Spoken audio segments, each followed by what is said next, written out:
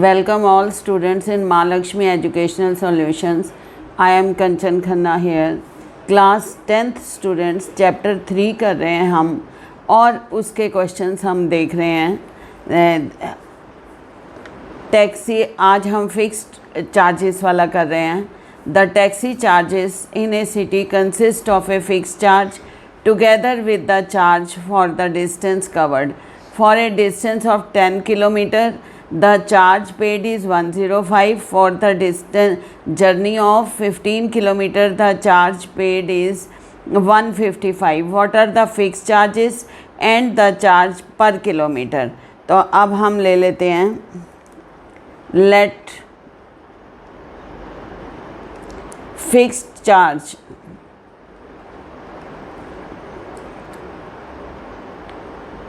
rupees X और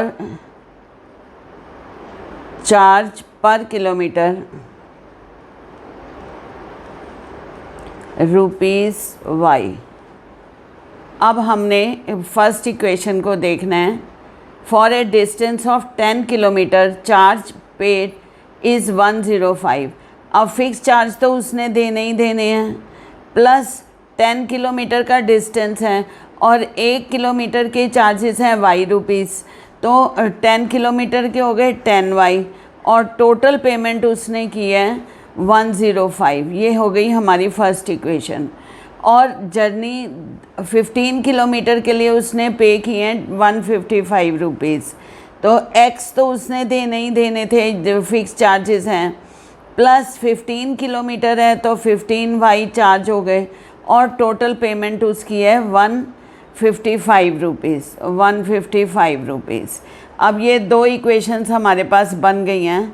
हम elimination method use करते हुए साइन चेंज करेंगे सब्ट्रैक्शन में, क्योंकि एक्स सेम है, हमें मल्टीप्लाई करने की ज़रूरत नहीं है. -5y is equal to -50. Minus minus cancel, y की वैल्यू आ गई हमारे पास 50/5 दैट इज़ 10. y आ गया हमारे पास 10 रुपीज़. अब सब्स्टिट्यूट करेंगे value of y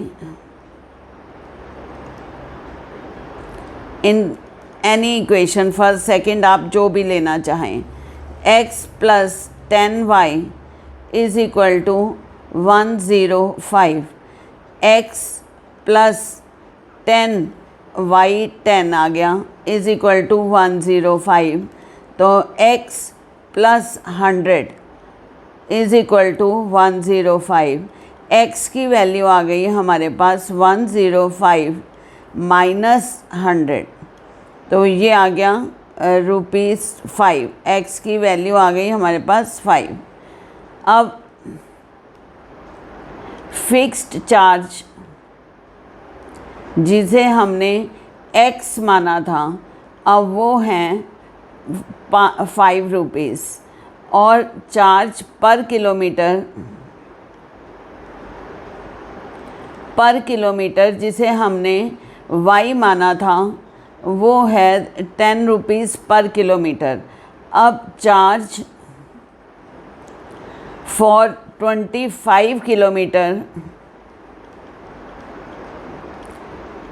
is equal to, fix charge तो उसने देने ही देने हैं और 25 किलोमीटर गया तो ये फिक्स चार्ज 5 रुपीज़ प्लस 25 × 10, तो कितने हो गए हमारे पास 5 + 250. तो ये हो गए हमारे पास 255 रुपीज़ चार्जेस. ये हमारा आंसर आ गया. बहुत सिंपल, बहुत इजी क्वेश्चन. नेक्स्ट देखते हैं. A fraction becomes 9/11 if 2 is added to both the numerator and the denominator. If 2 is added, fraction को हम ले लेते हैं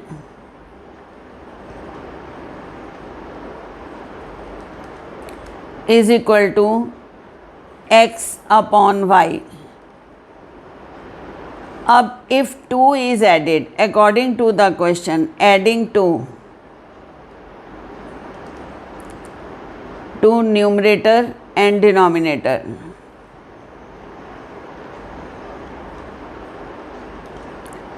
तो x प्लस 2 अपॉन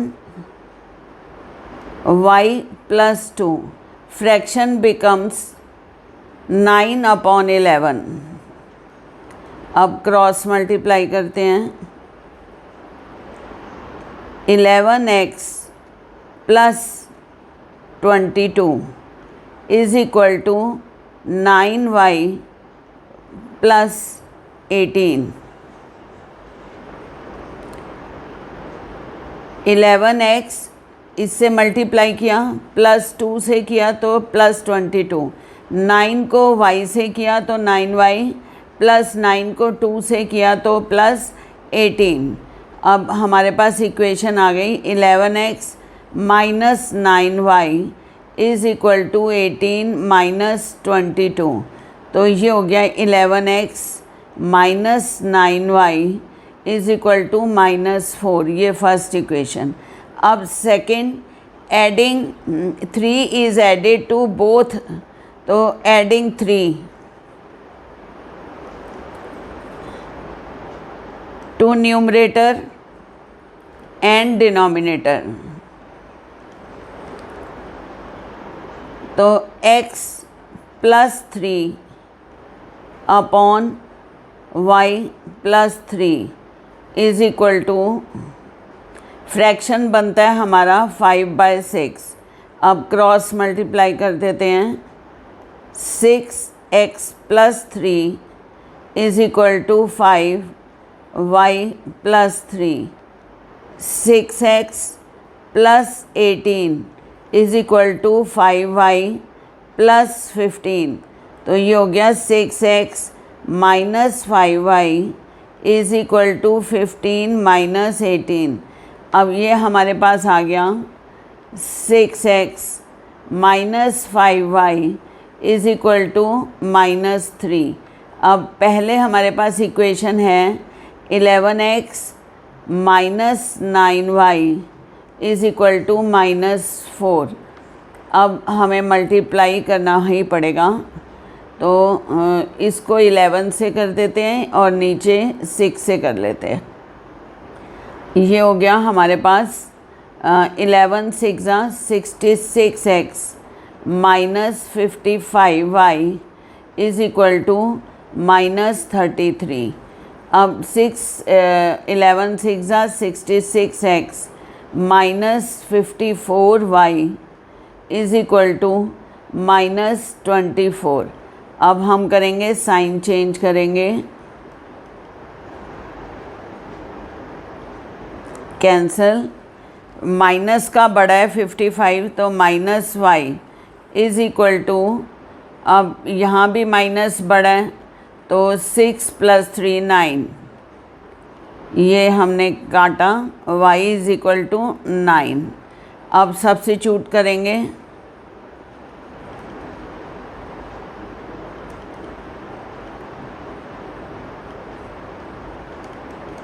पहली इक्वेशन में डाल देते हैं 6x minus 5y is equal to -3।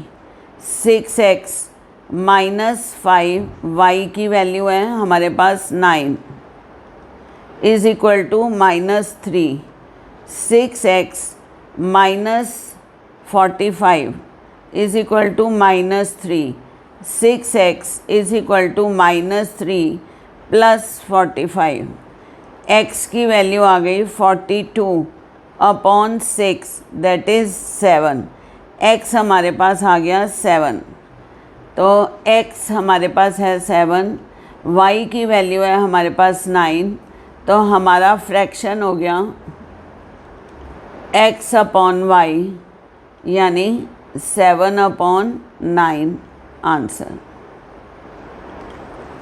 Next question, 5 years hence age of Jacob will be 3 times that of the sun।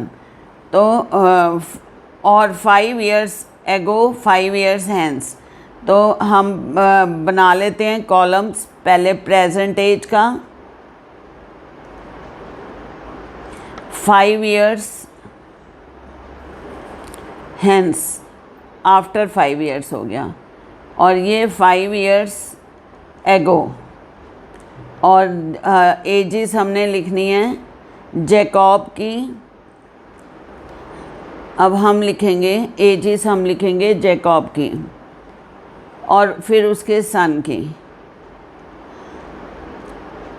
Jacobs age, present age x और 5 साल बाद x + 5, 5 साल पहले x - 5। और सन की एज y, 5 साल बाद y + 5, 5 साल पहले y - 5। अब हमने 5 years hence, after 5 years Jacob will be 3 times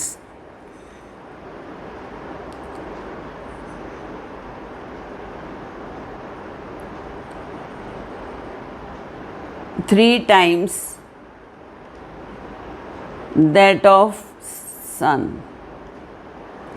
तो 5 years, आफ्टर 5 years हमने ये इस कॉलम की बात कर रहे हैं। जैकब लिया तो जैकब की age x + 5 will be is equal to 3 times, यानी 3 × y + 5। तो ये हो गया x + 5 is equal to 3y + 15। x - 3y is equal to 15 - 5। x - 3y is equal to 10। एक इक्वेशन हमारे पास आ गई। दोबारा देखते हैं। Next, 5 years ago, 5 years ago Jacob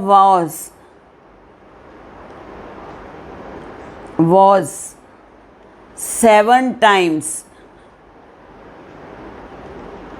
आप ऐसे ही सेंटेंस को ब्रेक कर करके लिखें और उसी के नीचे मैथ्स में लिख दें 7 times that of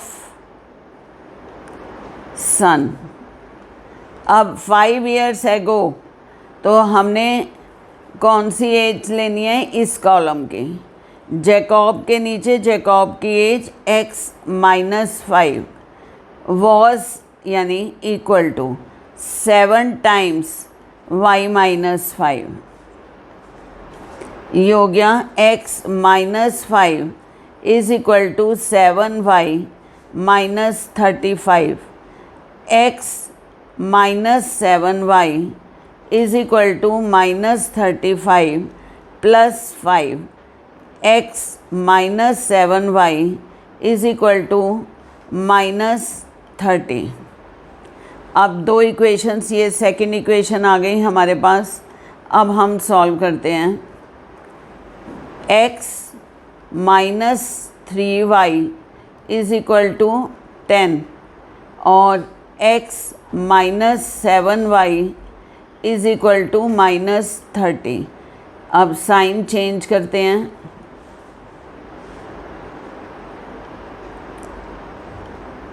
प्लस का बड़ा है तो 4y is equal to 40।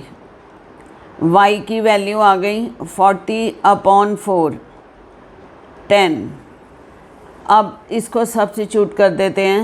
x - 3y is equal to 10। तो x - 3 × 10 is equal to 10।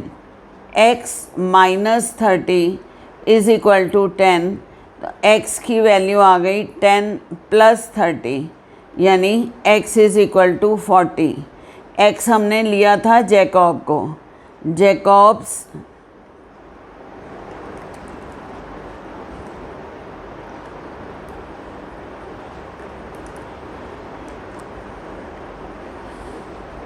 Jacobs age 40 years और सन्स एज हमने लिया था y, और y है 10 years। उम्मीद है आपको पसंद आया होगा और इजी भी। अब जैकब की एज हमारे पास आ गई 40 years, तो सन की एज है 10 years। आंसर आ गया हमारा। Thanks for watching. उम्मीद है आपको पसंद आया होगा। लाइक शेयर और सब्सक्राइब करना ना भूलें। थैंक्स।